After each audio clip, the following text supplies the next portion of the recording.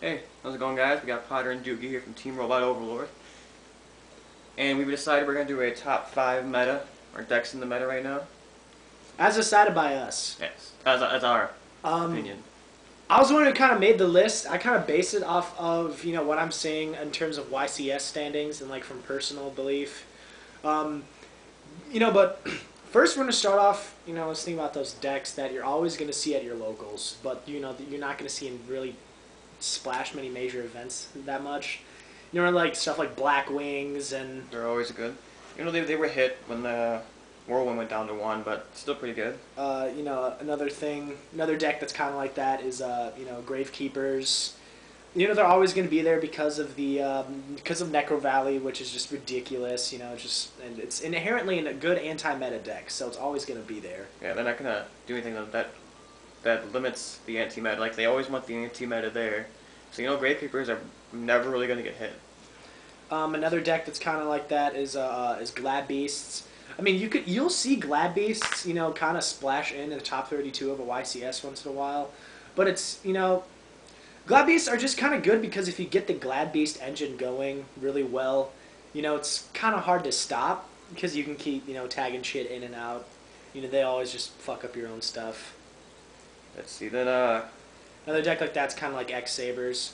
Uh, I personally haven't had too much experience actually playing X Sabers. I've played them a couple times in DN, and I've never actually seen an actual person in real life using X Sabers, but from what I've seen, they can be pretty annoying. Like when they get Pastral, not Pastral. Who's the big guy?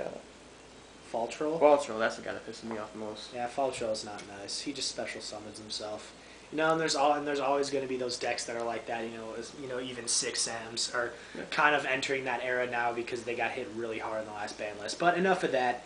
Right now we're going to go to our top 5 decks. Well, the way I play Morphtronics, it can be pretty competitive.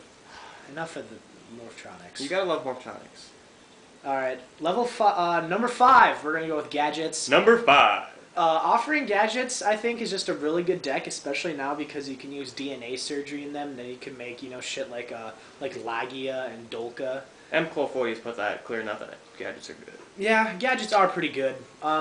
It's gonna take a while for them, to get big because there's not many very much Exceed support with it. You're not gonna have very much Exceed based decks that are gonna be out there because it is gonna take time to get better Exceeds going and more Exceeds. But once a lot of more Exceed support comes out, the tour guide and the Gadgets are going to be the forerunners of the Exceed movement, I predict. Alright, number 4. We have Dark Worlds. Now, Dark Worlds, when they first came out, were not that great. I mean, like the deck and everything. But the reason why they weren't that great is because everybody sided so heavily against them. Oh, yeah, but then Photon came out, which came out with Dark Smog, which is just smash the fuck out of plants. Yeah, Dark Smog is a real dick.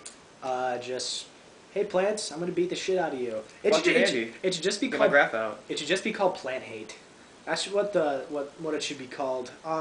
Dark Worlds, you're seeing them more and more in the in the YCSs.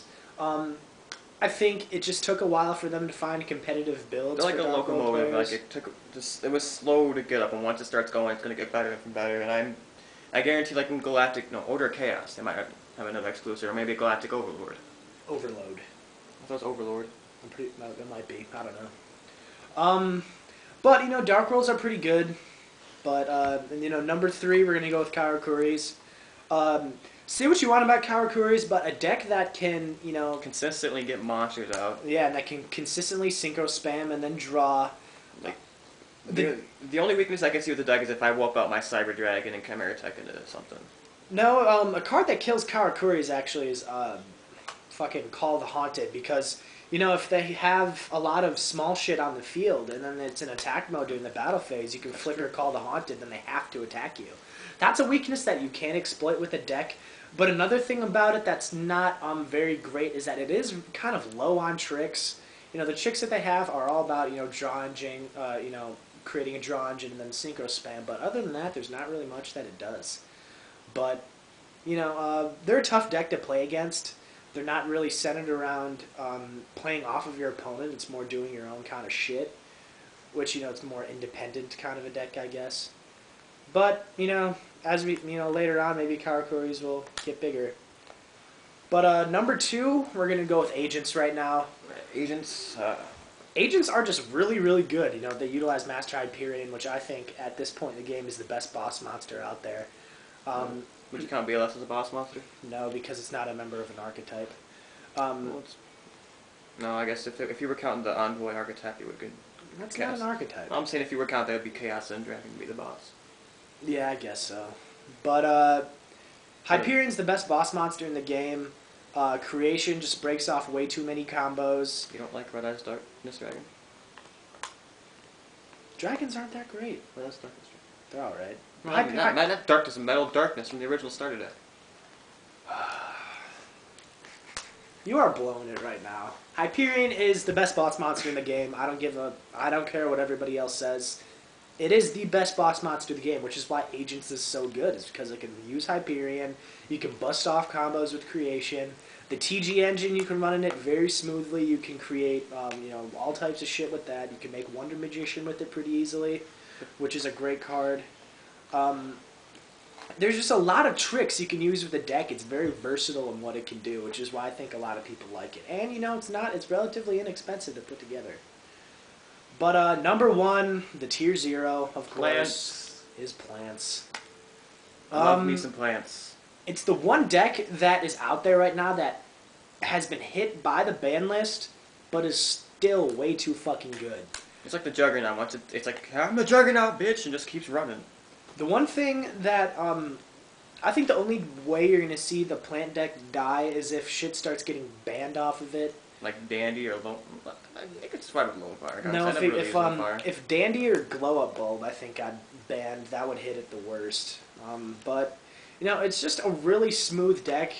And you see everything that even supports the main Plant engine is at least limited. Avarice, Debris Dragon... Sangan. Sangan should be limited regardless of whatever it's in. But, as the meta goes on, deck that is up and coming is, wind-ups. And then, the whole Rescue Rabbit, Dino, Exceed. That's going to be top. Shit, that's good. It topped the YCS Brian, like, top 3 places. Did it? Yeah, like, it took first, second, I think it turned, like, it took half of the top. I don't know, it was either 4 of the 8 or 8 of the 16. The real reason why we didn't place it in the top 5, especially those 2 decks, because they haven't really been around very long in order to make a lot of a splash. But, as time rolls on, you're going to see those decks everywhere. But, until next time... Hey, quick question for you guys. I want to know what your top 5 are. So leave it in the comments below. Alright? Bye.